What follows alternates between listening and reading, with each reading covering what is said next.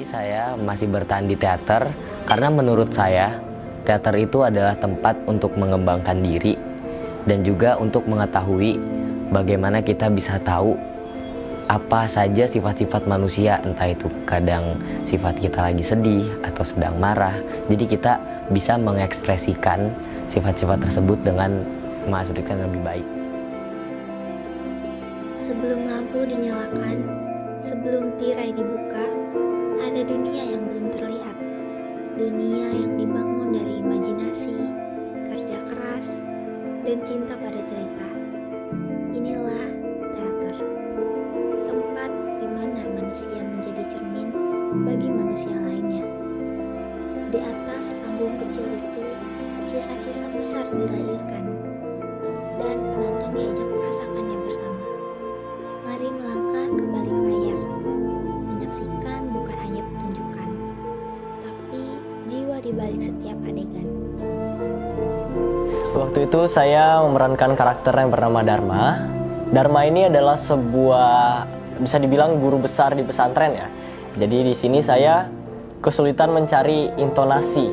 Dan maka dari itu, saya mencari referensi bagaimana cara guru besar di pesantren ini berbicara seperti apa dan bagaimana perawakannya. Dan setelah itu saya menemukan karakter tersebut.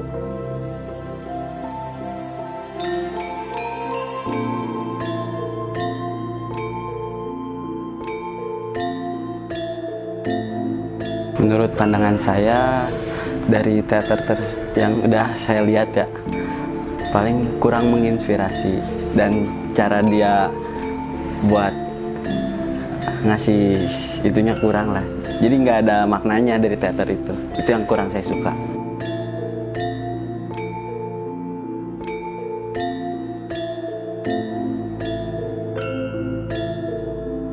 Aku kurang tertarik sama seni teater itu gara-gara aku punya aktivitas lain. Aku lebih cenderung ke aktivitas yang aku tertarik dan aku punya minat bakat di situ. Terus juga aku kurang tertarik sama seni teater karena aku belum ada kesempatan buat nge-explore lebih dalam tentang dunia teater. Jadi aku kurang tahu apa yang harus dimintatin di seni teater gitu.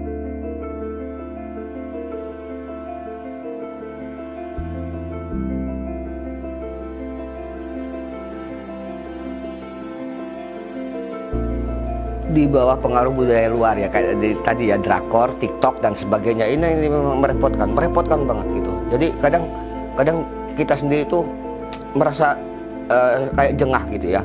Tetapi perlu yang harus kita ketahui bersama bahwa bagaimanapun juga itu adalah masuk budaya mereka. Kalau kita menolak, saya katakan jangan menolak.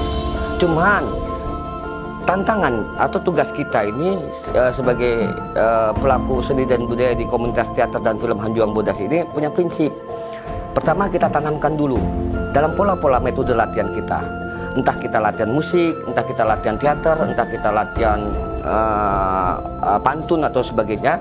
Kita tanamkan dulu sebelum kita masuk ke latihan bahwa kita tidak bisa menerima semuanya budaya kayak semacam kita suka drama Korea ataupun kita suka dengan TikTok gerakan-gerakan yang itu sebenarnya ke barat-baratan ya, sedangkan kita adopsinya ke timur-timuran ya.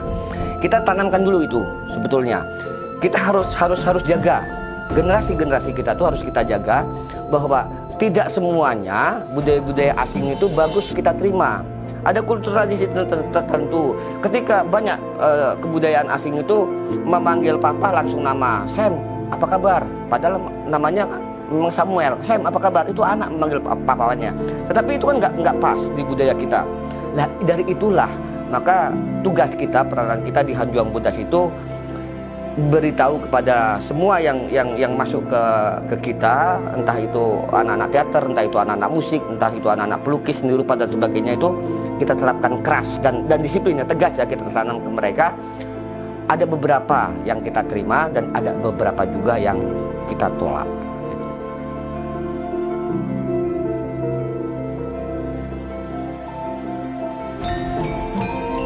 Teater bagi saya pribadi tontonan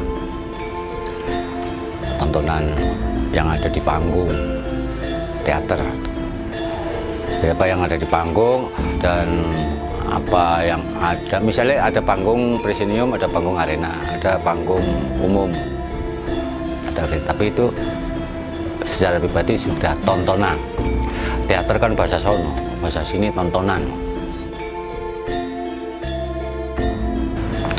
Mungkin seni kontemplasi ya. Kontemplasi itu merenung, menggembaraan, sehingga mungkin ya berteater itu kan sebetulnya dimanapun tempat, di setiap peristiwa yang ada sebenarnya persoalan teater. Tapi ketika teater secara karya edukasi itu tidak dikasih tempat, ya otomatis dia mesti berimajinasi, karena memang teater itu kan bagian dari sebuah peristiwa-peristiwa yang bisa memberikan makna. Kalau ternyata teater itu tidak memiliki ruang itu, secara otomatis pribadi harus bisa memberikan kontrol kontemplasi. Kontemplasi itu pemikiran yang dalam, merenung terhadap segala macam peristiwa-peristiwa yang terjadi, sehingga tahu mana awal dan mana akhir sebuah peristiwa, bisa diambil hikmahnya, diambil maknanya, sehingga bisa diaplikasikan nilai-nilai yang akan ketika dia dalam proses renungan tadi itu. Ketika tirai ditutup dan panggung kembali gelap, yang tertinggal bukan hanya tepuk tangan, tapi kenangan, pesan, dan harapan.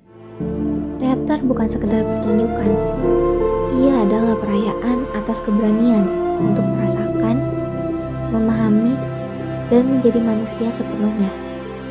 Karena selama masih ada yang ingin bercerita, teater akan terus hidup di hati, di panggung, di setiap jiwa yang percaya ada kekuatan cerita.